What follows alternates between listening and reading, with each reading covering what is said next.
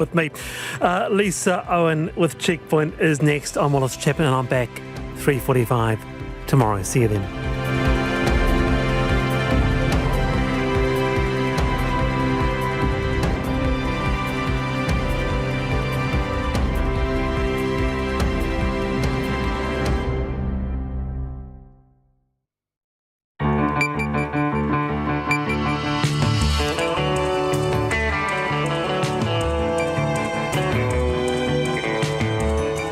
Whakarongo mai koe ki te reo irirangi o Aotearoa. This is Checkpoint on RNZ National. I'm Lisa Owen.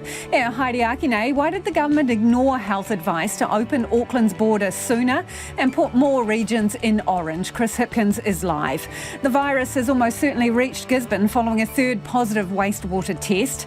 An animal welfare group refuses to hand 25 stolen dogs over to police.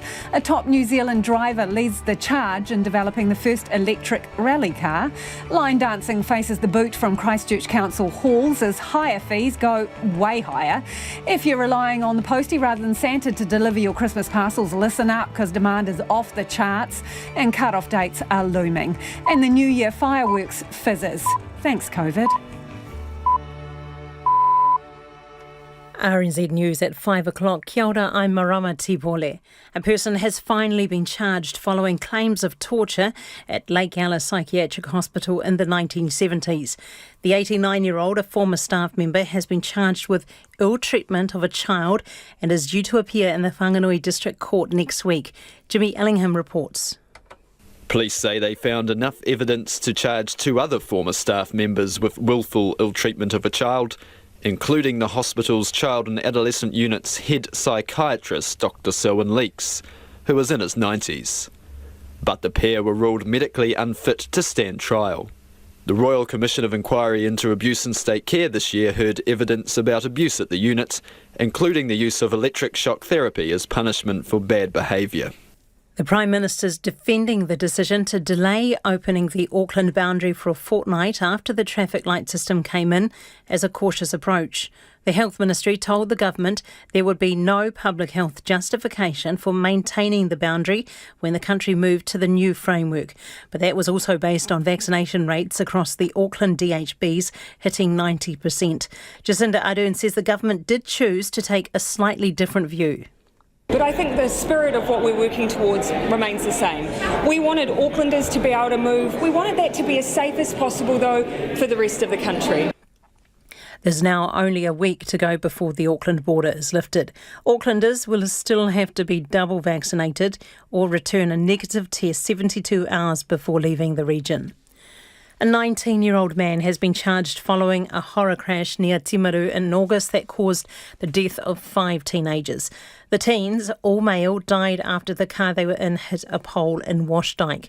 The Timaru man has been charged with 5 counts of manslaughter and was due to appear in the Timaru District Court this afternoon. Aoraki Area Commander Inspector David Gaskin says it has been an incredibly difficult time as the families come to terms with the loss of their loved ones who died in such terrible circumstances.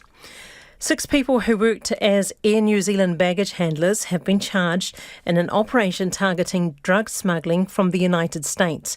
3 King Cobra gang members and 5 others have also been charged in the joint bust with Customs today. Jean Bell reports. Today, 14 people were arrested and $3 million worth of assets were seized, including thousands of dollars in cash and 2 Auckland properties. The police suspect unchecked items were placed onto aircraft flying from Los Angeles to Auckland. The police and customs staff teamed up on the 6-month-long investigation, which has seen a total of 24 people arrested for smuggling methamphetamine from Tonga, Malaysia and the United States. Those charged today are due to appear in the Auckland District Court. A court has heard the Immigration Minister chose administrative ease over the rights of families and children. 2 New Zealanders have taken action against the government over its suspension of overseas visa applications during the pandemic. The men are asking for the visas of their partners in China and Indonesia to be considered. Their lawyer, Stuart Daly, has told the High Court at Auckland the minister used a blunt tool of cancelling all temporary visas. It was administratively burdensome for them to identify relationship-grounded visitors' visas from those of general tourists. The respondents say it was not possible for them to identify applications of visitors' visas by partners without having to look at each application individually. Stuart Daly says the minister's response shows he does not believe he has international obligations to couples who have not lived together, nor to the families of migrants. It's coming up to 5:04. England are trying to mount a recovery after the worst possible start to the Ashes series against Australia in Brisbane. After winning the toss and deciding to bat at the Gabba, the tourists lost a wicket on the very first ball of the match and then slumped to 29 for 4. A short time ago, they'd struggled through to 108 for 6, with Joss Buttler, the latest batsman, out for 39, having put on 50 for the 6th wicket, with Ollie Pope, who was unbeaten, on 31. Organisers of the New Zealand round of SailGP are confident COVID won't cause too many more problems. New Zealand has been confirmed on the circuit for 4 years, starting in early 2023. January's regatta was cancelled because they were unable to secure MIQ exemption.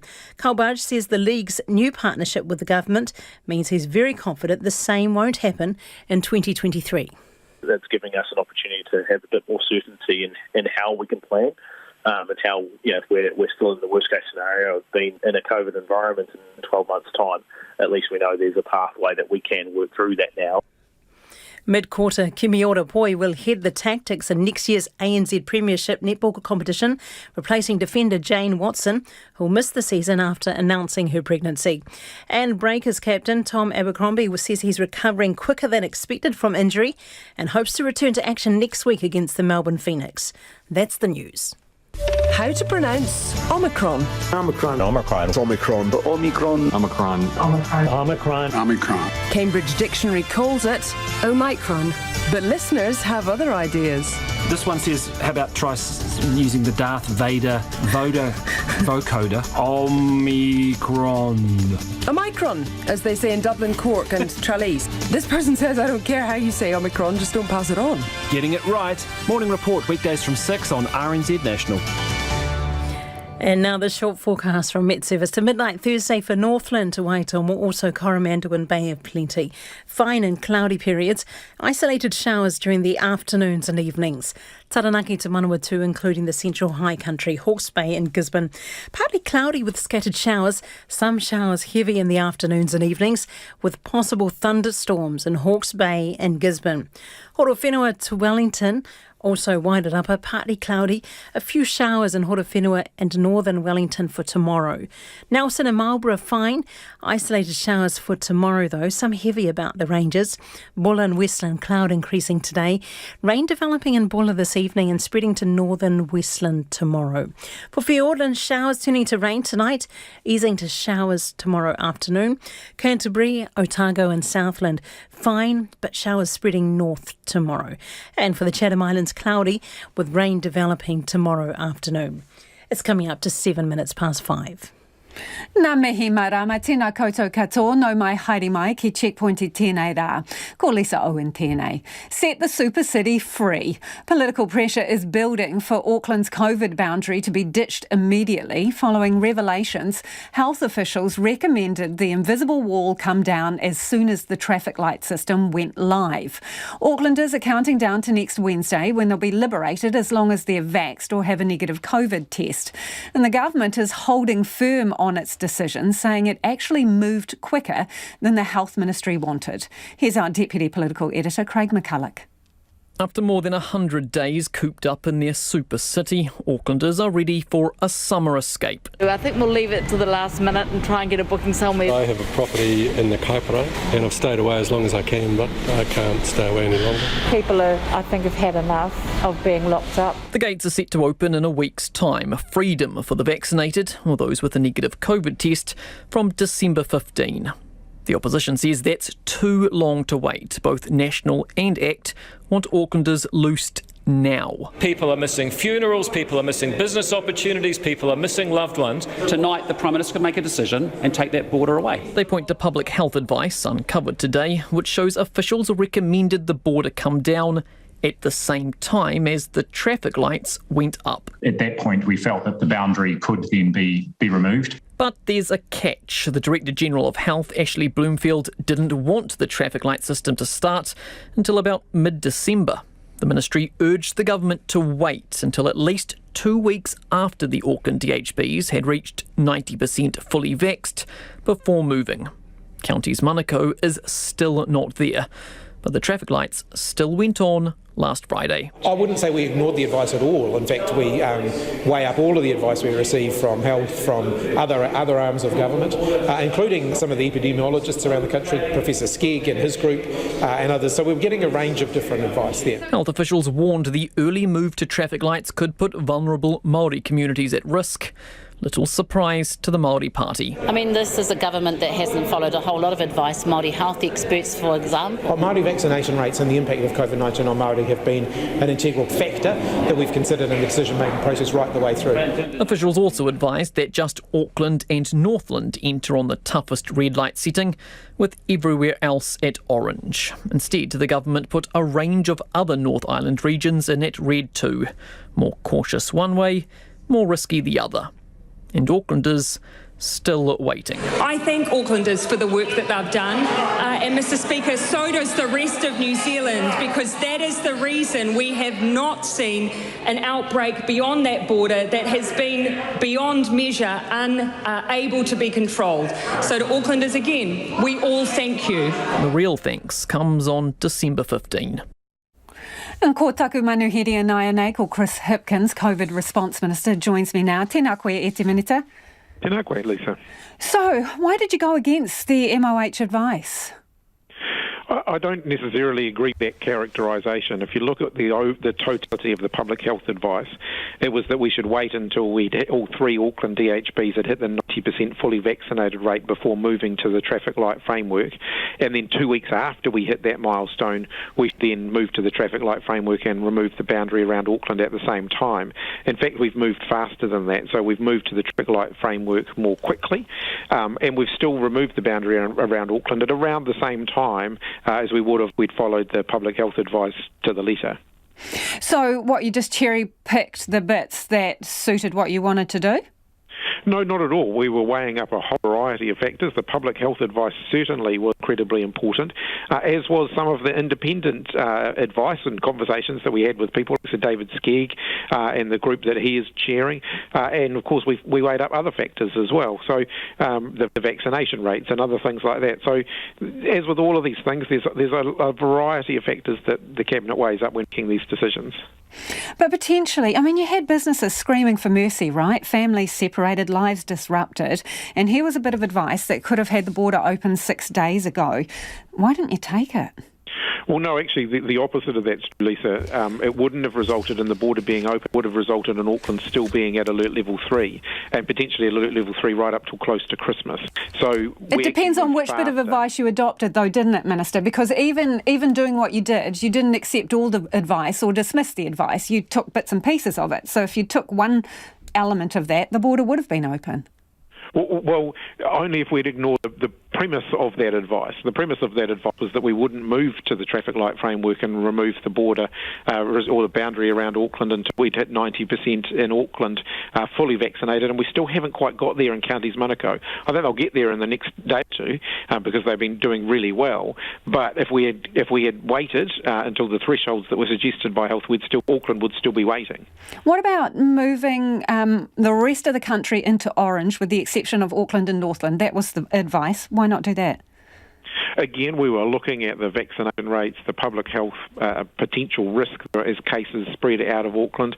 We don't want to see a big surge in cases. And if you look at other countries that have seen big surges in cases because they've removed all of their restrictions too fast, they've then found that they've had to reimpose those restrictions. So we want to be in a position where we're not having to reimpose restrictions, having removed them and then seen a huge surge in cases. Dr. Bloomfield's hardly known as a risk taker, though, is he? It's not like he's cavalier in his advice, and that was the advice. Well, like I said, I think you have to consider the advice in its totality, which was to wait longer to step down the restrictions in Auckland, and we decided that we didn't want to do that. So yes, there is a balance, and he landed on one balance, and the public health team landed on one balance. We landed on a slightly different balance. Okay, so a week and a half in the traffic light system, is that enough to tell you that it's good to go for Auckland to get into orange? Look, those are decisions we'll be making next week. We haven't had the public health advice on that, but we have indicated that we'll do a check-in on where people are at and where each region's at in terms of the traffic light system. We'll do a check-in before Christmas, and so we'll be doing that next week. So can you see any obvious reason as to why Auckland wouldn't go to orange right now? Look, I'm not going to preempt that. I'll get ahead of that. We'll look at everything. We'll look at the vaccination rates. We'll look at what we're seeing around case numbers. We'll look at the, hospitalisation. Hospitalisation is looking very encouraging, and we're seeing case numbers turning down. But, look, there's still a bit of water to flow under the bridge yet. Well, those are the 3 ticks, aren't they? So double vaccination rate, 90%, tick. ICU and hospital not under strain, tick. Transmission of cases falling, tick. That's orange, isn't it? Well, yeah, but of course we've just entered into a phase where restrictions have been eased significantly, and so we'll be looking to see whether there are any signs of case numbers increasing or any signs of infection spreading.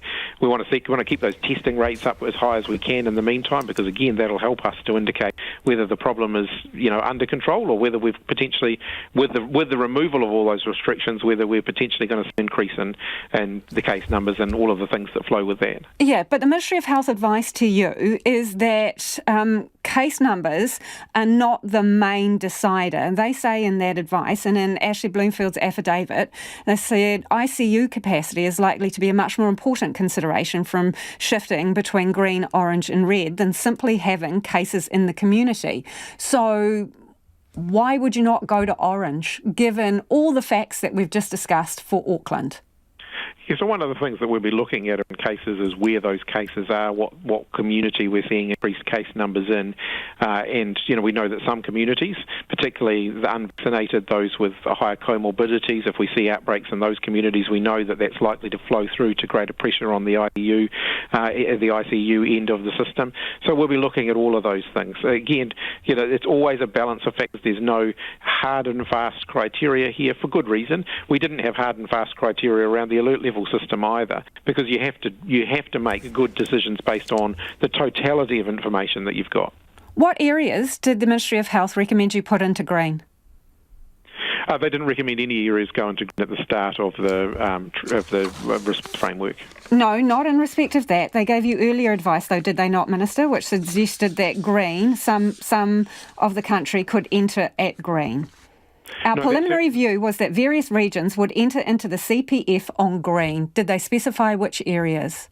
So if you continue to read on for the next few sentences, they changed their minds. That. Yeah, but in the same advice on the same page, in fact in the same paragraph, they then went on and said we considered this, but we discounted it. So I think to say that they'd given us advice that some areas could be in green is just wrong. It was complete misrepresentation of what's actually written on the page. I understand they did change their minds. Their preliminary view was that various regions could enter into green in the framework. So did they specify in their initial preliminary thoughts which specific areas could be green? No, they didn't. And again, I think it's important to remember the totality of the advice here. It's not unusual for people to say we considered this and we considered it to be possible, but then we decided based on the balance of facts that it wasn't possible. That's what advice is.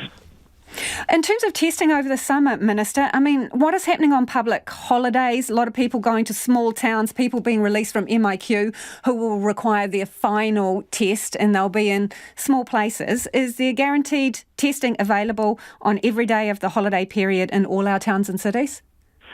Look, I can't guarantee that every testing station will be open because the people who've been doing testing need a bit of a break as well. But I'm at least one in each of those places, holiday spots. I've been given reassurance that testing will still be widely available across the country. That doesn't mean you might not have to drive a little bit to get to it. It might not be in every small town around the country, but that's not guaranteed now either. But I've been given reassurances testing and vaccination there will still be a good spread of availability across the country. Thanks for joining us. That is Chris Hipkins, the COVID Response Minister. Homai o whakaro, we would love your feedback. Nō reira ānei na kaupapa mō te hōtaka nei. What do you make of that? Various bits of advice from the Ministry of Health given to the government on putting more parts of the country into orange when we went to traffic light, and also getting rid of the border around Auckland when we moved on to the traffic light system. Should they have done that? Pātui mai, text me 2101, tweet us at checkpointrnz or email checkpoint@rnz.co.nz. RNZ. It is almost 19 minutes past 5 and you're with Checkpoint on RNZ National. Kia ora rawatu mo te whakarongo mai e Hariaki nei. And a sparkle goes out of New Year's Eve as COVID snuffs out fireworks displays around the country. The future of 24 stolen dogs is up in the air as an animal welfare organisation refuses to hand them over, whilst the police demand they're returned to the owner. Animal charity Hūha alleges the dogs were taken from a puppy mill where they lived in cages or a barn and were suffering from chronic conditions, including dislocated knees, periodontal disease and hydrocephalus and dwarfism.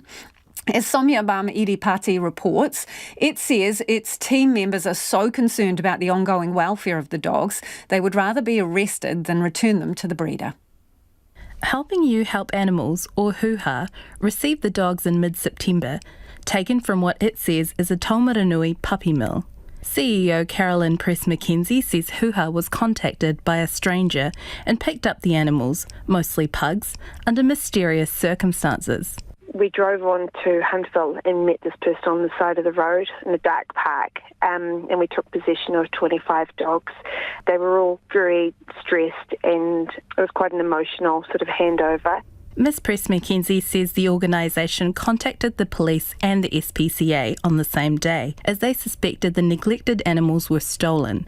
She says the 25 dogs, which have since been in Hūha's care, were assessed by their vets as being in poor to critical condition. One of them has since died, and of the 24 remaining, several others still need specialist care. Now Hūha says the police are demanding the dogs be returned to the breeder. However, it says it's concerned about the animals' welfare if they're returned. Ms Press-McKenzie says her team is planning to peacefully resist, despite being warned they may be arrested and charged for obstructing police. We talked about it as a team and we're prepared to do that because we can't pass them over knowing that they're going back to a situation of, suffering and poor welfare. She says Hūha is also concerned that a vet who saw the animals failed to notify authorities and has filed a complaint with the Veterinary Council. Ms Press-McKenzie says puppy farming is a significant problem in New Zealand, and the inability for the police and the SPCA to protect these dogs highlights systemic animal protection issues. The Vet Council says it's unable to confirm Hūha's complaint due to privacy reasons, but says complaints take 4 months on average to resolve. However, CEO Ian McLaughlin said veterinarians have a special duty to protect animals and alleviate suffering. Mr McLaughlin says the dog's conditions described by Hūha, including fleas, overgrown nails, cysts, and dogs that are underweight, unsocial and untoilet trained, suggest health issues that most vets would be concerned about. Neither the vet nor the breeder have responded to RNZ's request for comment. The police and the SPCA both say they're investigating and declined to comment further.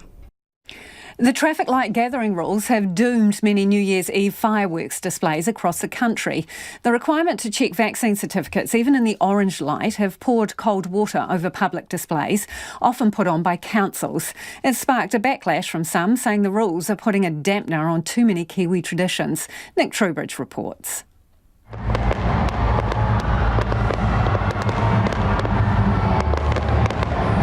COVID-19 ensuring a fizzer of a year won't go out with a bang. Traffic lights certificates blamed for snuffing out New Year's Eve pyrotechnics before they can even be lit. The list is growing. Auckland cancelled, Queenstown canned, Wanaka no crackers there either. It's heartbreaking due to decisions made by central government. Yeah, geez, they're destroying this town, and to have this is like a kick in the guts, I think, to a lot of the small businesses that are struggling. When it comes to fireworks in the Queenstown Lakes district, Bill Falcone is king. He's responsible for lighting up Wanaka on the 31st and sometimes runs the Queenstown display too. But under the orange light, there's no public events unless passports can be checked, and limited numbers if they can't. Mr Falcone says that's not only taken the bang out of his business, but others as well. My understanding of risk profiles is that most transmission seems to happen indoors with people. So I would think the risk would be minimum. At least 10,000 people gather all around the town for the display, lakefront, restaurants, private homes, anywhere with a vantage point. And the list of firework fizz fests is growing on the Coromandel, Tairua and Pauanui. Also in orange have been added too. The annual Tairua Harbour display doused. And trawling the community page comment section, the cancellations gone down like dated Christmas ham. I'm sorry, but this is ridiculous. Are there going to be people checking the vaccine passports every time someone goes to the beach? Experienced Tairua chairman John Hindmarch says his committee are dealing with a fiery backlash. We knew that once we announced it, we would be copping some flack, and that's what we're getting. But Mr Hindmarch says their hands are tied. The regulations make very clear that for an outdoor community gathering, such as the one that we were proposing, we had two options. We could either vet people's My Vaccine Pass as they entered the venue, quote unquote, or else we would have to limit the number of people who could attend the venue, again, quote unquote, to 50. Auckland's famed Sky Tower display is also off, watched from all across the city, beamed around the world as the first major city to welcome in the new year. It would be disappointing to cancel it because it's been rather a tough year, and it would be nice to see it, but I understand the dangers of it being a public event and everybody being close together. But it would be nice to have it on TV for us to see, but they might think that's a waste of money if we're all just sitting at home watching it. Personally, I think it's quite good that they're doing it because we need safety, and crowds distill the problems. The more people get vaccinated, the safer it will be to actually do those events, and it means things like that wouldn't be cancelled. Due to COVID, I think it's a right decision. I think it's bad. It's a bad decision by the government, and like lots of other decisions they made. Auckland University aerosol scientist Dr Joel Rindelab told Checkpoint COVID-19 is 20 times less likely to transmit outside than in. But there is still some risk. Well, I think what you would want to do is to, again, make sure that you aren't congregating too many people in one area. Make sure that you can, have spread out amongst a larger viewing platform, maybe even across a whole city, for instance, like in Auckland, to ensure that there isn't any of that close contact, which of course would be high risk. But for a growing list of towns and cities, the fireworks have been packed up. 2021 set to be seen out with a fizzle. COVID has almost certainly reached Gisborne, but it's a question of who's got the virus and how many cases. Tairawhiti has had its third positive wastewater sample. The most recent test was taken on the 6th of December, and it follows two earlier detections on the 1st and 2nd. Health authorities are not aware of any recovered cases in Gisborne. Around the Motu, there's been 90 new community cases today, most in Auckland. 74 people are in hospital, 6 in ICU or in a high dependency unit. Joining me now is Gisborne Mayor Rihet Stoltz. Rihet, 3 positive COVID detections. That's not good, is it, in the wastewater? So we are concerned, and we ask our community, please come out, let's get tested. So we're asking anyone with, I wanted to say COVID symptoms, with flu symptoms to come on out. We do have a pop-up drive-through testing station that is going every day. So in order for us to determine, is it someone that might have been an MIQ and has passed through, or is it now circulating or in our community? So please come on out, Tairawhiti. We need to get those tests up. So what are health officials telling you that these test results mean? What is their likely theory? So what they are saying is the fact that we now have had 3 tests. There is a chance, they are not, because we don't have any confirmed cases, but they are saying we do need to do more testing, and we have asked the government to do daily testing now so that we can just be assured, is it in our community or is it someone that moved by? So we can speculate and say, but we don't have any confirmed cases yet. But they're saying it's highly likely, aren't they, that there is an undetected case in the community given that there are 3 consecutive positive tests? So I've seen that the Ministry of Health today have written, I've just read that they have written it is highly likely. So for us, we need to be able to find where those cases are. If they are here, because we want to reach out to those whānau, support them, make sure we do contact tracing, we have the support in place. So for us at this stage, we are just focused on getting our testing up, making sure our community is prepared. Our health teams have been working so hard to make sure there is support for whānau that will have to isolate at home. And then also just please come on out and get your vax. We're nearly at 90% one dose and 79% second dose. So we've got three tasks ahead of us. So in terms of the wastewater tests, how far down can you pinpoint where it's coming from? So can you tell which neighbourhood feeds that particular area where the test was taken? Is it that specific? So at this stage, the tests were taken from our wastewater plant, but I know that health officials have been talking to council to see if going forward they can take samples that will pinpoint neighbourhoods. So that is where we are steering. I haven't had an update yet if that has been actioned, but I know we are now looking at doing testing which we can get from the pump stations, which will point us towards neighbourhoods. How many pump stations do you have, Rehet? I think there are 8 different stations that they can take samples from. So we'll get an update tomorrow if that is possible, and we will hopefully have daily testing just to keep us updated to see if it's still there. I know in Taranaki there were people who were incredibly sick there, and there was a wastewater test that kept coming up positive, right? And they couldn't identify where it was from. Initially, the sick people didn't want to get tested, so they weren't coming forward. Do you have any concerns that you could be faced with a similar situation here?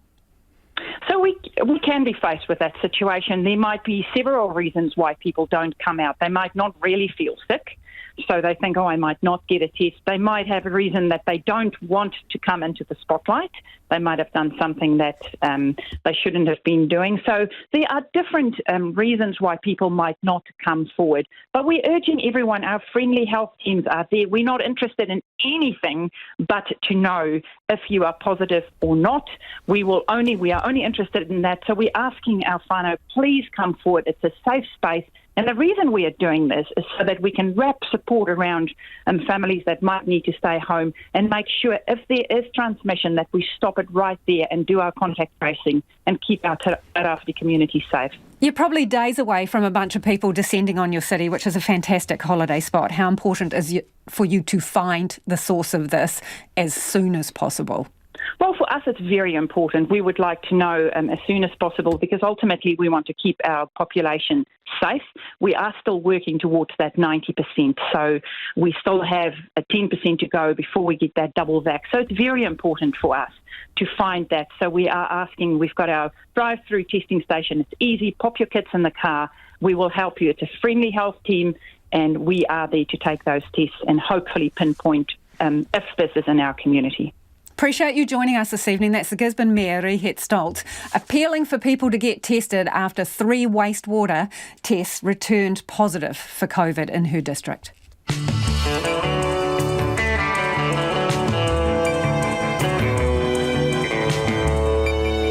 Kia ora e te iwi e haere nei I a checkpoint. ACC warns therapists to watch out for people exaggerating sexual assault symptoms. The top driver, who is all charged up about a new electric rally car. Homai o whakaaro, we would love your feedback on anything you've heard on the programme this evening. Do get in touch. Text us on 2101, tweet us at Checkpoint, or you can send us an email, and the address is checkpoint@rnz.co.nz. It is time now for the headlines. Ko marama anō tēnei. Thank you, Lisa. A man has been charged following claims of torture at Lake Alice Psychiatric Hospital in the 1970s. The 89-year-old, a former staff member, has been charged with ill treatment of a child and is due to appear in the Whanganui District Court next week. The Prime Minister's defending the decision to delay opening the Auckland boundary for a fortnight after the traffic light system came in as a cautious approach. The Health Ministry told the government there would be no public health justification for maintaining the boundary when the country moved to the new framework. The Ministry of Health says at least one undetected case of COVID-19 is likely in Tēnā after a third positive wastewater test. Gisborne Mayor Rehet Stoltz is pleading with locals to get tested. There are 90 new community cases of COVID-19 around the country today. The police say Auckland Airport has been targeted by a syndicate smuggling methamphetamine from the United States into New Zealand.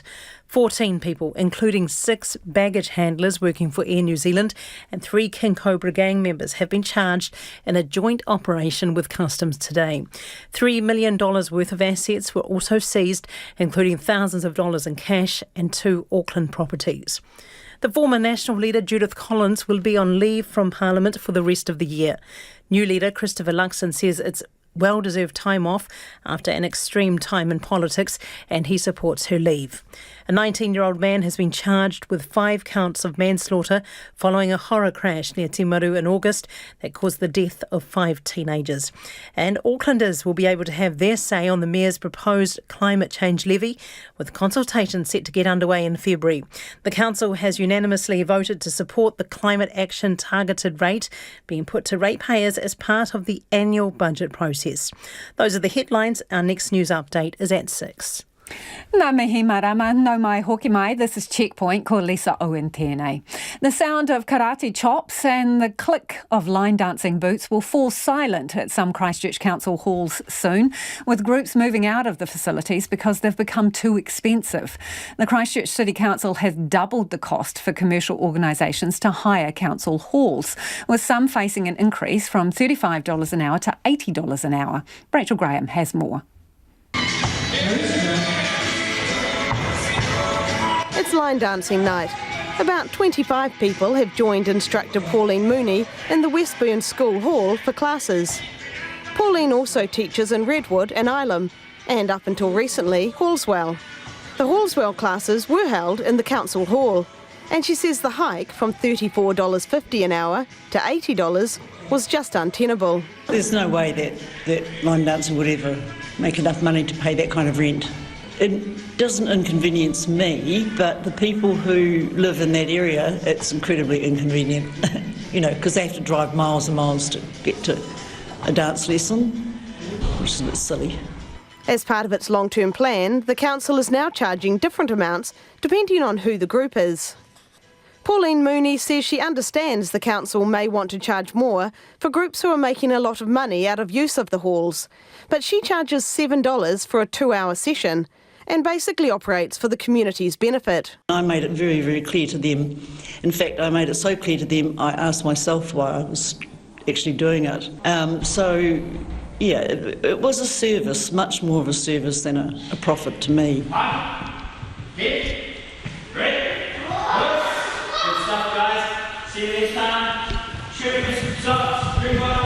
In Parkland, Sensei Chris Cameron from SMA Karate Club is leading a group of so-called little dragons, 5 to 7-year-olds, through their paces.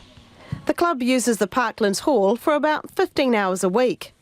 His group is also now looking for a new site because of the price hike. There is no way for us to absorb that other than we make our fees unattainable for people to actually attend. So we'll have to look at moving out of the community altogether, which is a blow for Parklands, that we've been around here for a while, and we try to bring people in from all over the city to this part of the area, and they spend their money here at the supermarkets and things like that, and we know all the schools and that we're going to potentially have to move out to be able to continue operation. Mr Cameron says he could have coped with a moderate price increase, but not a doubling in costs. He believes the price increase is also going to affect local Zumba groups and children's sports groups. The Council's Head of Community Support, Governance and Partnerships, John Filsell, says following consultation with the community, the Council adopted the new fees as part of its long-term plan. Historically, Council have had quite a large range of fees and charges for its facilities, and feedback from the customers was, look, this was actually very complex, and could we simplify things? So in the last long-term plan, we did that. Mr Filsell says he knows of only a couple of groups who have decided to stop using council facilities due to the increase. He says 4 groups have already been recategorised as community groups instead of commercial after raising concerns, and anyone else who thinks they are in the wrong category should get in touch as soon as possible. Time for business news now. Ko taku hoa inaine, ko Nicholas Poynton. Nicholas, the country's biggest gas distributor is planning to turn household waste into energy for homes and businesses. What kind of waste? Yeah, this is an announcement from the First Gas Group. They're teaming up with EcoGas to develop New Zealand's first large-scale biogas project. So the type of waste they're going to use, they're going to look to take organic waste, so your food scraps from businesses and households. That's to produce biomethane through a process called anaerobic digestion. Now, EcoGas, they're going to spend about $30 million to build the first stage of a facility in the central North Island that will break the waste down and produce what's called biogas, while First Gas will be spending about $6 million on the infrastructure needed to clean that biogas and turn it into biomethane. Now, I spoke to the chief executive of First Gas today, and he's very excited about this project, saying that they will be able to take about 75,000 tonnes of organic waste a year to produce enough energy to support the equivalent of 9,000 homes and businesses. And they say they're going to be able to do that with energy that's 95% cleaner than natural gas. They say this will help eliminate 11,000 tonnes of carbon dioxide per year from the atmosphere. So look, encouraging news, but it would be remiss if we didn't mention that zero waste advocates have been quite critical of the merits of biogas in the past. They say organic waste processing, it might lock in current harmful agricultural practices, such as the use of nitrogen-rich fertilisers on farms. They also question the green credentials of anaerobic digestion, the process used to make biomethane, saying it's often compared to against fossil fuels rather than other practices that could potentially provide far greater emissions reductions, such as simple old composting. Their final point is that more focus should be placed on both preventing and reducing food waste in the first place. So look, a different perspective there, but look, some people would say that this is at least a positive step in the right direction. Tell us about the promising prospects for this pair of primary producers. Yeah, two listed primary sector companies raised their earning forecast this morning on the back of better sales amid these ongoing COVID challenges we've all heard a lot about in the past 18 months. The Apple Exporter Scales Corporation, they lifted the upper end of its profit guidance this morning. They say this follows the strength of its food ingredients business and its logistics arm, which has helped to offset the rising costs of supply chain disruptions, which is no small feat. The company says it's focused on stabilising margins in its Mr. Apple business, and it's looking to extend its range of food services and products. Meanwhile, New Zealand King Salmon has lifted its forecast by $2.5 million. The company, they say they've been battling high freight costs and inflation, but fish size is bigger, meaning better sales volumes. It's also expecting the consent hearing for its open ocean farming application to be wrapped up before the Christmas break. So markets had a bit of a mixed reaction to these updates today. The share price of Scales Corporation, that's up 3.3% to $5.60 per share. On New Zealand King Salmon, their share price is down 1% to $1.37 per share. And what else was happening on the markets, Nicholas? Well, it was a very solid day on the NZX today, up 2% or 258 points to 12,868. That's got to be one of the biggest single-day raises we've had in quite a while. The dollar is trading at 67.9 US cents and 95.2 Australian. Thanks, Nicholas. Ka kite, Nicholas Poynton there with business news. Survivors of sexual assault say ACC's process for getting long-term help and financial support can cause more harm than good. It comes as Checkpoint can reveal ACC therapists are told to look out for people who might be exaggerating their symptoms. Advocates say it's further proof the ACC system set up to help sexual assault survivors needs changing, with just 32% of sexual abuse and assault claims being accepted. Here's our reporter Louise Tanuth with this story. In 2007, Sian's life changed forever after she was sexually assaulted, leaving her with PTSD. She turned to counselling, which was funded by ACC. Despite continuing to see her counsellor, last year an event triggered her PTSD, leaving her unable to work. She applied for weekly compensation from ACC and was shocked at the process. The first recovery partner that I had, she told me 5 times how long it would take and was basically trying to put me off even going through the process. I needed to have that initial assessment, which would give a formal diagnosis of post-traumatic stress disorder because the counsellor's diagnosis wasn't considered enough. It meant she needed to go back to square one and have what ACC call a supported assessment to prove she'd suffered a mental injury. I was probably in tears for 80 to 90% of that time. You do have to talk about any of the incidents that are parts of the claim. And my psychiatrist did comment that he could see that I was being triggered. Most don't make it through the supported assessment process, with almost half of survivors giving up their claims for long-term support. Those that do say the process is triggering and traumatising. Another woman, who we'll call Lily, experienced PTSD following a sexual assault. She says the ACC process isn't in survivors' best interests. There was so much stuff that you had to talk about that wasn't involved because they are trying to separate if anything like PTSD or depression is from your sexual assault rather than from any previous trauma. So I had to run through a lot of previous trauma as well, from upbringing in high school, etc. So yeah, it was really triggering. It was traumatising. And reading the assessor's report made things even worse. That literally had my mental health in graphs, put on spreadsheets. I saw my mental health through statistics. I absolutely flourished. It pretty much destroyed me, yeah. It almost feels like it's adding on to victim blaming. In my ACC psychiatric assessment, there was the word delusional and it had a percentage beside it. It took me weeks to acknowledge that that didn't mean that they thought I had made up what had happened. Information released to RNZ under the Official Information Act shows assessors must look for what they call symptom exaggeration during the assessment. But ACC-accredited counsellor and spokesperson for the Counsellors Association, Gai Pukitapu Andrews, has found her clients tend to underplay their symptoms. People have said to me, I realised that I was holding back. That's what I do. That's what I learnt to do, was to kind of shut down or,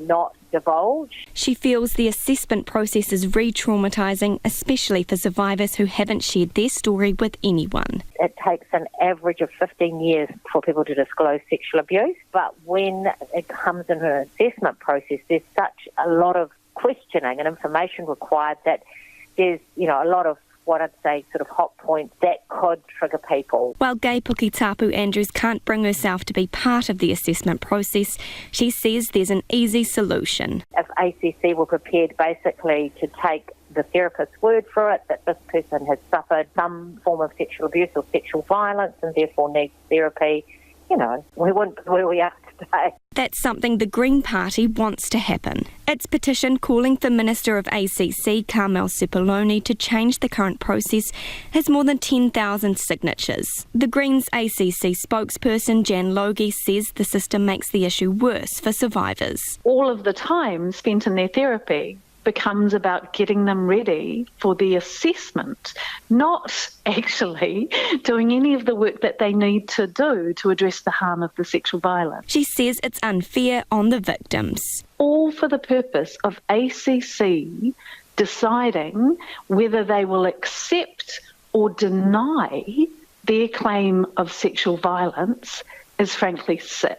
ACC Minister Carmel Sepuloni says she's seeking advice on the supported assessment process, but couldn't indicate whether any changes would be made. Certainly aware of the fact that some New Zealanders have raised their discontent with the process, and I want to make sure that we are doing everything we can to ensure that that system works as well as it should do, and so I'm waiting for that advice. But victims like Sian want change now. Changing that mindset from being an insurance company to being a company that's helping people recover. It sounds like they're trying to figure out a way to not pay you. It feels like they're trying to find any excuse that they don't have to. In a statement, an ACC spokesperson says understanding what help a survivor needs involves assessing the impacts of sexual abuse and is never about whether someone did or didn't experience sexual abuse or violence. They say they're sorry if any survivor found dealing with them difficult or traumatic, and they welcome feedback to help improve. It is 13 minutes to 6. I'm Lisa Owen and you're with Checkpoint on RNZ National. In Muriaki ina Pitapita kōrero, after the news at 6, the government's in court over a COVID immigration policy that kept families apart. Boris Johnson's government is facing a holiday headache after a Christmas party at the height of last year's lockdown. A video obtained by ITV News shows Downing Street staff joking about a party that allegedly took place in December 2020 when the public wasn't allowed to socialise. But government officials say the bash never even happened. The BBC's Laura Koonsberg has more. Party? What party? The party that Number 10 said didn't happen. In the building where Boris Johnson said tight COVID rules were always followed. The party last year that a guest told us had food, drinks and games. And the party we now seem to see Downing Street staff joking about a few days later. This was a practice press conference for Allegra Stratton, just hired as the Prime Minister's press spokesperson. Just seen reports on Twitter that there was a Downing Street Christmas party on Friday night. Do you recognise those reports? I went home.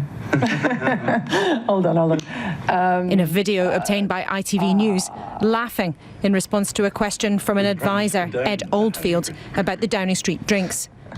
What's the answer? I don't know. It wasn't a party, it was cheese and wine. Just be clear, it's not. Is cheese and wine okay? At the time when socialising for everyone was meant to be strictly off limits. His fictional party was a business meeting. And it was not socially distanced. The fictional party was a business meeting, she says, laughing about the office that was making the rules, not following them. In the real world outside Number 10, pubs had been closed. Socialising was strictly off limits as COVID took hold again. Lockdown was back. There were fines for holding parties. And on that day, 562 people lost their lives to the virus. 3, 2, 1!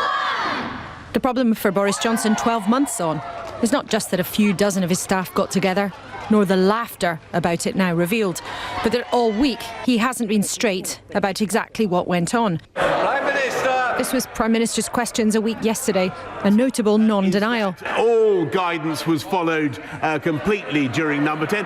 A refusal to give more detail on Friday. We followed the guidance throughout and continue to follow the guidance. Then again today. What I can tell you is that all the guidelines were observed. Australia is joining the US in a diplomatic boycott of the Beijing Winter Olympic Games in February over human rights abuses against Uyghur minorities in China. Prime Minister Scott Morrison says it's in Australia's national interest and it's the right thing to do. World Watch's Paulina Lau reports. Following in the footsteps of the US, Australia has announced a diplomatic boycott of the Beijing Winter Olympics. Prime Minister Scott Morrison says it's over the human rights abuses against Uyghur minorities in China. For both the US and Australia, athletes will still compete, but no officials or diplomats will attend. The human rights abuses in Xinjiang and the many other issues that Australia has consistently raised. We have been very pleased and very happy to talk to the Chinese government about these issues, and there's been no obstacle to that occurring on our side, but the Chinese government has consistently not accepted those opportunities. White House Press Secretary Jen Psaki made the announcement for the US earlier in the week. The Biden administration will not send any diplomatic or official representation to the Beijing 2022 Winter Olympics and Paralympic Games, given the PRC's ongoing genocide and crimes against humanity in Xinjiang and other human rights abuses. The athletes on Team USA have our full support. But for Australia, it's not just the human rights abuses. Its relationship with China has deteriorated in recent years. Tensions escalated after Australia called for an independent investigation into the origins of COVID-19. It is not surprising, therefore, that Australian government officials would therefore not be going to China for those games. Australian athletes will, though. Mr Morrison says Australia will not step back from its strong position and he will stand up for the country's interests. I very much separate the issues of sport and these other political issues. They're issues between two governments. And I would like to see those issues resolved, but they are not resolved. Practically, not much will change, but symbolically, it's significant. For China, it's embarrassing and could be seen as a loss of face. China has condemned the US boycott, warning of countermeasures. Scott Morrison says any punishment would be unacceptable. right. Well, I think that would be completely and utterly unacceptable, and there'd be no grounds for that whatsoever. I'll always stand up for Australia's interests and what Australians believe is right. And we are living in an uncertain time. The world in our part of the Indo-Pacific is uncertain, and that requires leaders to be strong and stand up for Australia. Potentially joining the list is the UK, which is also considering a diplomatic boycott. Downing Street is considering approving a limited government attendance that would stop short of a full-on diplomatic boycott. The popularity of electric vehicles continues to rise, and the automotive industry is steering into the trend. So is New Zealand's most successful rally driver, Hayden Paddon. He's been working on the world's first electric rally car for the past 2 years. Our visual journalist Nathan McKinnon got to inspect the car that's leading the charge. It may not sound like a rally car, but this is the real deal. And it's a project Hayden and his team started back in 2019 out of their Cromwell-based workshop. A lot of what we do here is fueled by passion, excuse the pun, and you know, this is all about the future of the sport. This is about myself and the team staying involved in the sport, and if we don't do this EV car, then we're literally get left behind. There's no danger of that happening. Hayden debuted the Hyundai Kona EV at the Waimate 50 horsepower hill climb in October and took out the top spot. It's obviously awesome to get a win on debut. There was a little bit of pressure on because you only get one chance at a debut event, and we hadn't encountered such a steep terrain before, so the way it was using the battery and generating heat was different to what we'd seen in testing. So we had to wind the car right back. We couldn't actually unlock all its potential, so which means we had to really work for it on the weekend, and I guess that's what made it all that more rewarding to bring home a win for the car and the project, and you know, 2 years of hard work from sweat and tears by everyone here in the team. When the car launched in November 2020, it was the world's first EV rally car, but not everyone was impressed. It's a very sensitive one. There's a lot of people who want to complain that it doesn't make noise, and then often you'll find it's those same people who complain that it doesn't make noise that complain about the type of noise it does make once we get it making noise. So, hey, look, you can't keep everyone happy. I like motorsport like everyone else. You know, we love the noise, we love the thrill it gives, and right when we started this project, it was one of my personal goals to make sure this makes noise. We wanted something that was authentic. I didn't want to put a siren or any spooky dokies or anything on it. You know, we wanted something that was real. So we've got a mechanical system now that's working. So it's a really good big tick in that box. Another big tick is that the World Rally Championship is returning to New Zealand for the first time in a decade. It was scheduled for 2020, but due to COVID-19, it will now be held in September next year. Hayden is still the only Southern Hemisphere driver to win a WRC event, so to say he's excited is an understatement. After 2020, they could have just given up and thrown the towel in, but they didn't. So because of that, we've got an opportunity for the best cars and drivers to be competing here on our home soil, and I think it'll be the biggest sporting event in New Zealand next year. The WRC is gearing up to go hybrid next year, a step into the full electric future Hayden sees for the sport. There's always going to be a place for combustion cars, whether it be classic racing or national level or grassroots. It's always going to exist. It's never going to be fully replaced, like some people fear.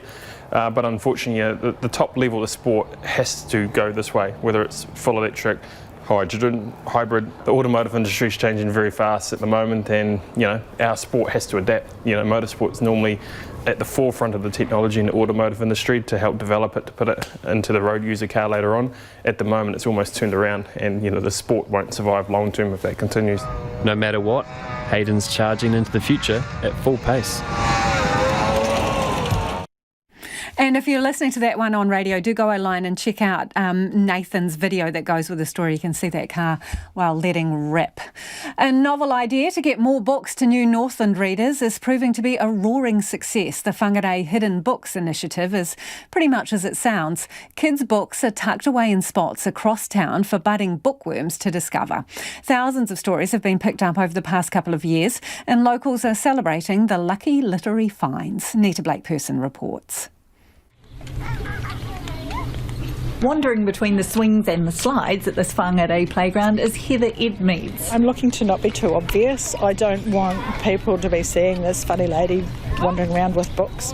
It's a ripper of a day here and there are plenty of kids about, but she's trying to be discreet as she drops off wee packages. I don't hide stuff so that it can't be found, because I do want it to be found. I don't want it to be a mission. The stuff she refers to is books, bright and beautiful children's books, carefully wrapped in resealable plastic bags for curious kids to find. I go out to op shops and find second-hand books that I like the look of, take them back to work, stick a little Ad Libris sticker in the front of them, pop them in a plastic bag so they won't get wet, pop a little note in that says where they've come from, and then hide them. She brought the idea north about 2 years ago after a friend started doing it in Taranaki. Since then, she's hidden thousands of books across Whangarei's parks and walks, all with a wee note. Free to a good home. Congrats on finding me. Please read and rehide. Tell us on Whangarei Hidden Books page on Facebook where you found it or where you've hidden books. Happy reading. Today there are Dr. Seuss classics, some Spike Milligan reads, local authors and others from around Aotearoa. And the lucky literary finds are being lapped up. I found one here and then the other one like in the swing. 8-year-old Alexis was at the park with her nana Donna Howsham when they stumbled across them. Green eggs and ham. This is a legend, this book. Donna points out books aren't cheap and good page turners can be hard to come by. It's a good thing and it gives kids an opportunity to read books, different books, not read the same book over and over. Martin and his nephew Asher picked one up too. I have Hickory Dickory Dash by Tony Wilson and Laura Wood. And it's a pretty cool little initiative, I think, yeah. Work to the park, a little bit of character, yeah, it's cool. Laura also found one with her 2-year-old son Lincoln. He's only just recently started really showing an interest in books as well, so when I saw it sitting under the tree I was like, oh yeah, let's go. But it's really cool, like, because we don't have many different books, like I've never heard of this one, so that's going to be a fun one to read. Heather Edmead says she's had some lovely feedback about the books over the years. A girl that posted on Facebook that it was the first book her baby had. She was contacted by someone in Kapiti who has since started a similar setup there, and it's an especially special service in these COVID times. Having a book on your shelf means that you can travel without ever leaving home and have adventures and explore life. For anyone wanting to take a leaf out of Heather's book, feel free to check out the Whangarei Hidden Books Facebook page. Toe care, what an absolutely awesome idea. Some of your feedback on the traffic light debate. This listener, David, says the government said it would be pragmatic about the 90% double vaccination target before making a decision when to enter the traffic light system. Now it's using a single DHB not reaching the target as justification for delaying the border opening. Doesn't seem very pragmatic to me, says David.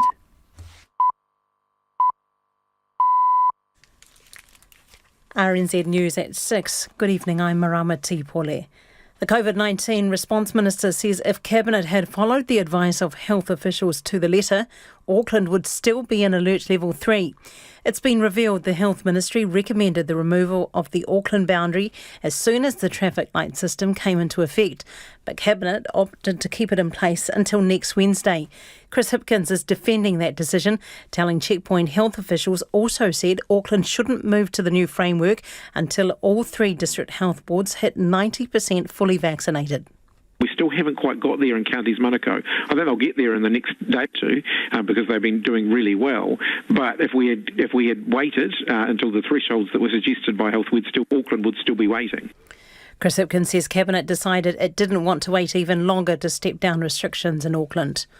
A former Lake Alice staff member has been charged following claims of torture at the psychiatric hospital in the 1970s. The 89-year-old man has been charged with ill treatment of a child and is to appear in the Whanganui District Court next week. Police say enough evidence was found to charge 2 other former staff members, but they're medically unfit to stand trial. One of the pair is the Child and Adolescent Unit's former head psychiatrist, Dr. Selwyn Leeks, who was in his 90s. The Royal Commission of Inquiry into Abuse in State Care this year heard evidence about abuse at the unit, including the use of electric shock therapy as punishment for bad behaviour. Survivors of sexual assault say ACC's process for getting long-term help and financial support is re-traumatising. In order to get long-term help from ACC, including financial support, survivors must undergo what the agency calls a supported assessment to prove they've suffered a mental injury. Sexual assault survivor Sian says the assessment was extremely triggering. I was probably in tears for 80 to 90% of that time. You do have to talk about any of the incidents that are parts of the claim. And my psychiatrist did comment that he could see that I was being triggered. Most don't make it through the supported assessment process, with almost half of survivors giving up their claims for long-term support. The Gisborne Mayor says the council and health officials will step up wastewater testing to try to pinpoint the source of positive tests. The Ministry of Health says at least one undetected case of COVID-19 is highly likely in Tairāwhiti after a third positive test in wastewater from the wider area. Riette Stoltz has told Checkpoint that the council is looking to see if wastewater samples can instead be taken from 8 neighbourhood pump stations. She's also asking for daily wastewater testing. A New Plymouth councillor says he will be attending meetings via Zoom due to the council's policy on vaccine passes and the presence of unvaccinated colleagues around the table. The city does not require a vaccine pass to enter its council buildings, venues, libraries, gallery or pool complex. Sam Bennett says the elected members had no part in the decision and it's not one he agrees with. I've made a decision conscientiously to be really selective around the personal exposure that I have to any event or venue that is not vaccine passport managed. Sam Bennett says he has family members with health issues and he made the decision with them in mind. Earlier this year, fellow councillor Annika Howson faced criticism after posting a lengthy video on Facebook discussing why she would not be vaccinated. Aucklanders will be able to have their say on the Mayor's proposed climate change levy, with consultation set to get underway next year. The Council has unanimously voted to support the climate action targeted rate being put to ratepayers as part of annual budget process. Other items up for consultation include general rate increases and a move to simplify the payment method for rubbish collections. Charlie may have taken the crown in the capital, but the name Bella has stormed the charts as the most popular dog name in Auckland and Christchurch. The two names have battered it out once again this year for the title. Here's Kim Moody. A long-running battle for name supremacy, Charlie versus Bella, continues for the pooches of our 3 biggest cities. The name Charlie was top dog in Wellington this year, but Bella bested that in the Super City and Ōtautahi. And hot on their heels is Max, Molly, Poppy and Coco, all making the top 10 names to be registered with the 3 councils. Wellington City Council's Richard McLean says the name Toby has been ousted in favour of the new age Luna. But he says the more elaborate names, like Miss Dolly Porton, Joan of Bark and Detective Justice Butterfield, are just setting a dog up for social alienation. And in sport, England have been dismissed for 147 before tea on the opening day of the first Ashes Test against Australia in Brisbane. That's the news. Tonight on Nights, Olivier Holland, Doctor of Jazz, shares some of the work of his composition students from Auckland University's School of Music class of 2021. Ingrid van Amsterdam on launching a glossy magazine celebrating Aotearoa's cultural diversity in the middle of a pandemic. And this week's Hump Prize, Matthew Wright's story of the battle cruise in New Zealand, the one we bought for the British Empire. On Nights with me, Brian Crump, after the news at 7 on RNZ National. And now the short forecast from Met Service to midnight Thursday, Northland to Waitomo, also Coromandel Bay of Plenty. Fine and cloudy periods, isolated showers during the afternoons and evenings. Taranaki to Manawatu, including the central high country. Hawke's Bay and Gisborne, partly cloudy with scattered showers. Some showers heavy in the evenings with possible thunderstorms in Hawke's Bay and Gisborne. Horowhenua to Wellington, also Wairarapa, partly cloudy. A few showers in Horowhenua and northern Wellington for tomorrow. Nelson and Marlborough fine with isolated showers for tomorrow, some heavy about the ranges. Bulla and Westland cloud increasing, rain developing in Bulla this evening and spreading to northern Westland for tomorrow. Fiordland showers turning to rain tonight, easing to showers tomorrow afternoon. Canterbury, Otago and Southland fine but showers spreading north tomorrow, and for the Chatham Islands cloudy with rain developing tomorrow afternoon. It's coming up to 7 minutes past 6. Kia ora rā, e hoa no mai hoki mai. This is Checkpoint, ko Lisa Owen tēnei. 6 Air New Zealand baggage handlers have been arrested for their part in alleged drug smuggling at Aotearoa's border. Authorities ended a 6-month-long investigation with a bang today, arresting 14 people and seizing $3 million worth of assets, including 2 Auckland properties. Police and Customs teamed up on the investigation, which covered drug smuggling into this country from Tonga, Malaysia and the United States. And te kai reporter Jean Bell. A drug smuggling ring disrupted. Today, police arrested 14 people and seized millions of dollars of assets, including thousands of dollars in cash, 5 vehicles, a Harley Davidson and 2 properties. The bust is the third in Operation Selena, with 24 people now charged as a result. Police say meth was smuggled in through the ports of Auckland from Tonga and Auckland Airport from Los Angeles. Detective Inspector Paul Newman sees similarities across the different operations. Again, involving both people working at the border and organised crime, gangs, smuggling drugs, bypassing security at our border and bringing drugs into our community. Police and Customs staff worked together to uncover unchecked items allegedly placed in the cargo holds of aircraft flying from LAX to Auckland Airport. Customs Manager of Intelligence Bruce Berry says Auckland is an easy target with an attractive market. They piggyback on legitimate supply chains, and Customs has the balance between facilitation of legitimate travel and trade and the enforcement that's required to protect this. In addition to the 6 Air New Zealand baggage handlers, 3 King Cobra gang members and 2 associates have been charged today. The airport workers appear to have been subverted while working there, but Bruce Berry isn't ruling out criminal syndicates looking to plant people in roles. We would be naive to think that transnational organised crime is not looking to place people within the system for their own gains as well. This is a well-honed, well-refined, well-practised art. Whatever happened in the States 10 years ago, we're seeing here now. Mr Berry says Customs is always looking at how it can stop organised crime by sharing information with ports, airlines and overseas partners. It's a global issue, with the meth seized originating from a range of places, from Myanmar in Southeast Asia to Colombia and Mexico.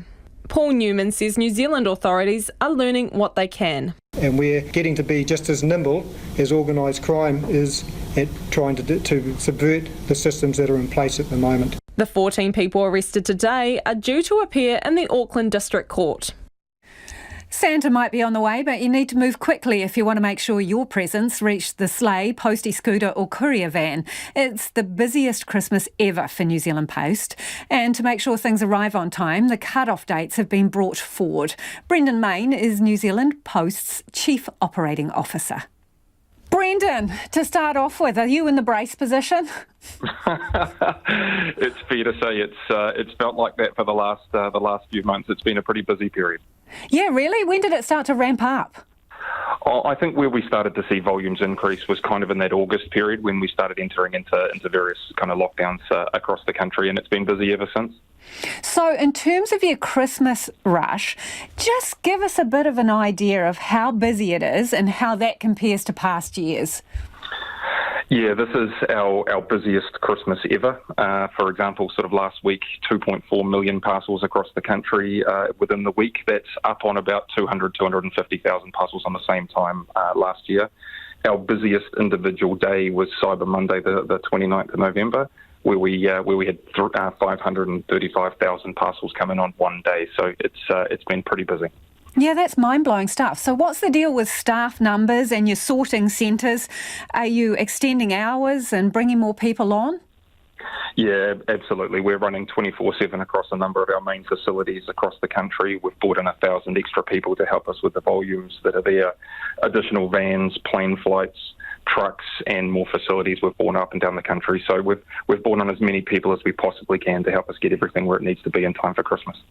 So what are the deadlines? And I understand you've brought them forward a bit. So how far compared to previously? Yeah, our sending deadlines are fast approaching. So for economy product, it's Thursday the 16th of December, and for our courier product, it's Monday the 20th of December. That's a day ahead of where we had previously planned that being, but with volumes being as high as they are at the moment, we just wanted to make sure we allowed enough time to get everything that's lodged with us, to where it needs to be in time for families for Christmas. So is it guaranteed then, if you manage to get it in by that time frame, is it definitely going to get there? Yeah, we're going to do our very best. That's why we've brought those cut-off times back. We've got teams up and down the country working as hard as they can, but our message to people is send as early as you possibly can. Don't wait for those time frames. Send it as early as you can, and we're going to be working hard to get everything to where it needs to be. But Nana, who might be offshore, she's out of luck. It's too late for an overseas parcel. It is, yeah. Our overseas cut-off times have passed. In terms of, different parts of the country, are your deliveries different for, if you're in a more remote part of the country in terms of getting them there on time? We are seeing delays across some parts of the country. So in Hamilton at the moment, delays of up to 4 days. In Auckland, it's taking a couple of days longer. But typically speaking, across the rest of the country, delays of up to about a day we're seeing go through. So, for the volumes that are coming through, we're trying to catch up on those as quickly as we can. And those cut-off times of getting things to where they need to be for Christmas is helpful. So why so bad in Hamilton and Auckland? I think with the lockdown periods that we've been through, they have created some backlogs for us as we've worked through those things, and we're trying to clear those as quickly as we can now with the Christmas rush coming hot on the heels of those periods. I imagine dealing with so many parcels and a very tight time constraint, some things do get lost. Do you have any idea of how much post goes missing during this time? And it's some stuff that we work through with customers to make sure if things go missing, we're looking for it, obviously, and trying to track those down for customers. But the teams are out there trying to make sure everything gets to where it needs to be, and they're working hard on that at the moment. So, Brendan, and be truthful, please, do you dread Christmas, or do you go, yippee, my happy place, bring it on? No, this is an exciting time for us. This is a chance where we get to play our part for New Zealand and getting Christmas presents under the tree in time for Christmas. Our team are pretty proud of the role that we play getting things delivered for Kiwis over Christmas. Have you posted everything that you have to? Absolutely have, well ahead of the cut-off dates. And that's Brendan Main. So just a reminder, if you're sending economy, you need to get your package in the post by Thursday the 16th. That's a week tomorrow. And for those using courier, you've got until Monday the 20th of December. Tick-tock. It is 14 minutes past 6. You're with Checkpoint on RNZ National. The government is denying it chose convenience for the immigration system over the rights of families and children.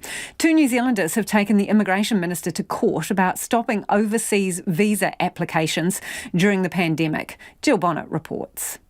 David Higgs from Levin was due to marry his fiancée last year, but her visitor visa application joined thousands of others in being cancelled. I'm being told the only way I can be with her is to go there for 3 or more months and physically live with her to prove that we have a genuine relationship, which we feel after this period of time, especially through COVID and lasting through it, and the strength that it's taken to do that, it really proves we've got a genuine relationship, but that's not the criteria. He can't live with her in Indonesia because of his medical conditions.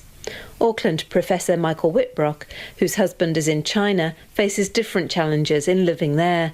His lawyer, Pooja Sundar, says the government didn't take into account those couples who couldn't live in a foreign country first, before being allowed to do so in New Zealand. The 2 of them would have to move into the new residence that they somehow managed to find in China, despite the country not allowing same-sex couples to live together. And they would have to live together long enough, arguably 4 to 6 months, if not more, to show to Immigration New Zealand that this trip was not a holiday.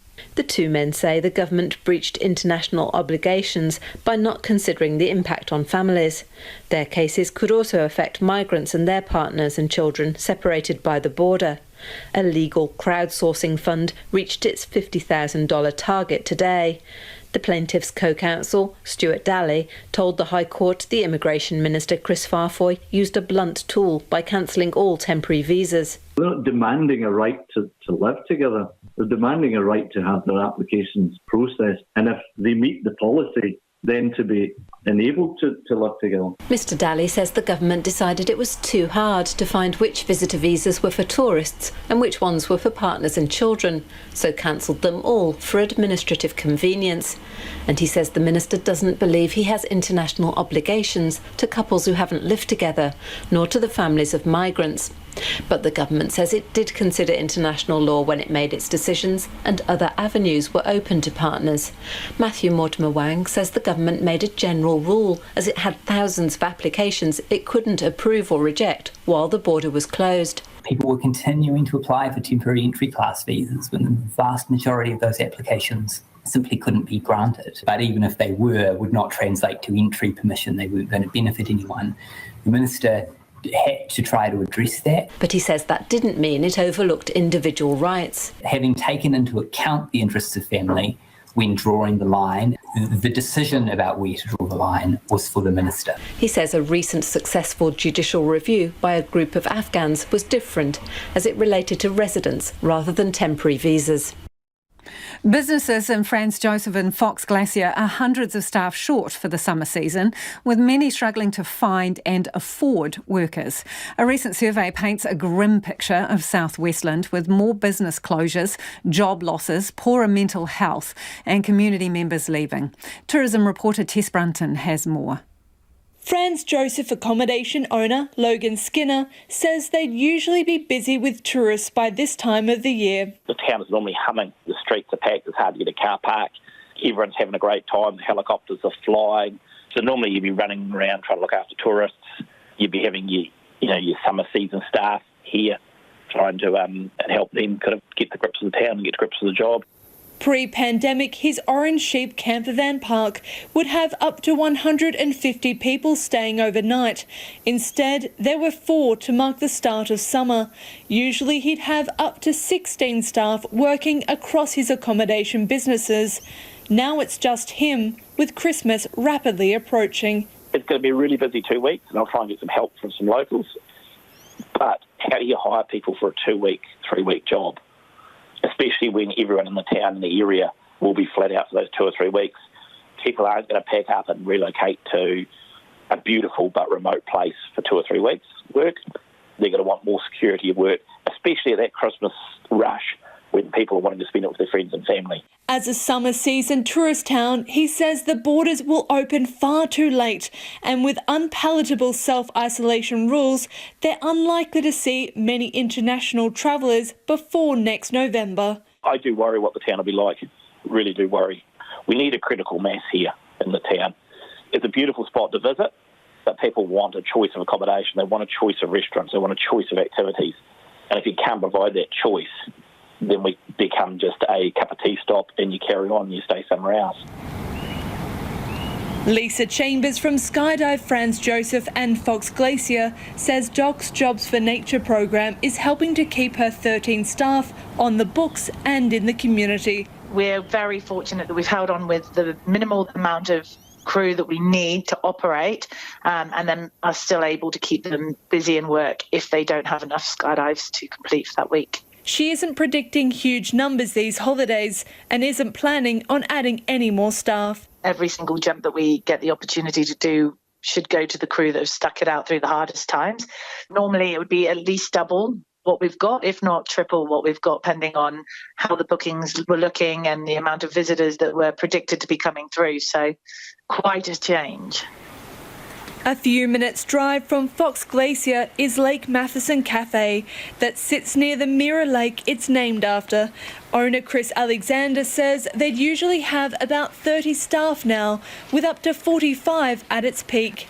This upcoming season we've got 5 currently, and we'll just be sticking with that 5 for 2 reasons. One, it's just about impossible to get any staff, and 2, just the uncertainty of what our volumes are going to be. So we'll probably have to make other changes to the way we operate if volumes become more than we can cope with. He won't rule out other changes if the summer gets out of hand and he can't find more workers. So we'd reduce our menus, reduce our delicatessen items a wee bit. And worst come to worst, we could possibly look at closing for a day a week to give staff a day off. That's obviously the last thing we want to do, because if people have come to the area and they're enjoying the area, we want to cover them as best as we can. But also we've got to look after the well-being of the staff, and we can't ask them to work forever without time off. A recent business survey found at least 16 businesses were no longer operating, with 15% of respondents indicating they wouldn't survive the next 6 months without support. Development West Coast Chief Executive Heath Milne estimates there are at least a couple of hundred workers short for the summer. But he wouldn't rule out that figure being higher, especially if more visitors arrive. A job expo was held in Franz Josef last week in a bid to ease the pressure, but businesses far outnumbered workers. It's certainly a big issue going forward, how those businesses are going to actually serve their customers over the summer period. Traditionally, people on working holiday visas would fill many vacancies, but that's not possible this year. If businesses can't afford or find enough staff, he's predicting owners will face weeks of covering all the jobs they can't fill. While the opportunity is there to get some revenue and cater to the visitors that will come over the summer, it's going to be a tough slog for them. There'll certainly be some issues of overwork and stress-related problems as a result of that. While staffing is creating a lot of stress in Fox Glacier and Franz Josef, businesses say they're eager to welcome visitors over summer. An early study suggests the new Omicron COVID variant may be able to evade the Pfizer vaccine. Scientists also believe Omicron can spread more easily and could outcompete Delta to become the dominant strain. But much is still unknown. World Watch's Paulina Lau has more. The arrival of a new COVID variant has sparked fear, with many countries slamming the door on passengers from southern Africa. And the first lab study gives cause for concern, showing the antibodies from the Pfizer vaccine may be up to 40 times less effective against Omicron than other strains. The study also found the antibodies from people who've been vaccinated and had COVID were more effective against Omicron. That suggests boosters may help. The new variant is now in 30 countries around the world. The US White House COVID response coordinator, Jeff Zients, made these comments during a team briefing. The Omicron variant is a cause for concern, not panic. Nearly 200 million Americans have done their part by getting fully vaccinated, and we have the tools and the know-how we need to keep people safe. Vaccines could clearly remain our most important tool, and the doctor's message is crystal clear. If you are fully vaccinated before June, it's time for you to go get your booster. If you're unvaccinated, go get your first shot today. Even if Omicron is more infectious, there is still no evidence it causes more serious illness. Following South Africa's surge in cases, hospitals haven't been overwhelmed, prompting cautious optimism. Meanwhile, in the UK, Boris Johnson has told cabinet ministers early signs suggest the new Omicron variant is more transmissible than the current Delta strain. But an official spokesman added it's still too early to draw conclusions. There are currently 437 confirmed cases of the new variant in the UK. The UK was the first to bring in travel restrictions against Southern Africa, a decision that's been criticised.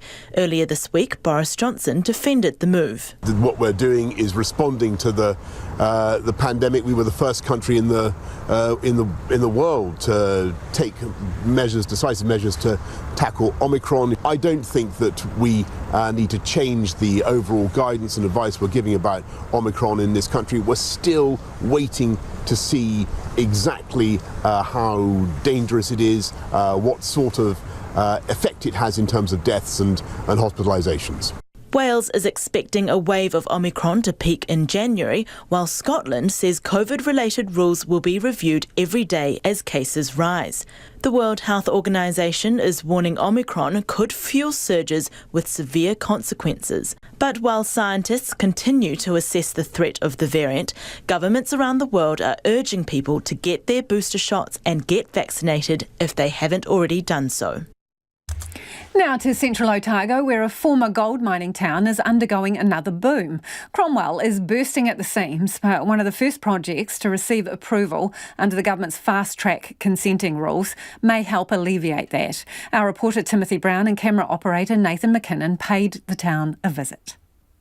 In the past, when Cromwell has cropped up in conversation around the country, it's not generally in the most flattering terms. Cromwell Community Board Chair Anna Harrison jokes that she's heard them all. Estate by the Lake, Cromwell, Cromvegas, we've got all the names. You've only got to look at this sort of setting. We are actually a really beautiful part of the country to live in. We are surrounded by world-class vineyards. We are surrounded by world-class cherry orchards, stone fruit orchards. We've got this amazing cycle trail that's running just down by the lake next to me here. Anna Harrison, who's also principal of a local primary school, says it's that lifestyle, as well as an abundance of work in the area, which is pulling people to the town. The population has approximately doubled in the past 30 years, and it's expected to do the same over the next 30. It's why the only thing you'll find on the property market for less than $500,000 is a piece of dirt, and why median house prices have risen from the mid-500s to the high 7s over the past 4 years. Ms Harrison says that's created real affordability issues for families.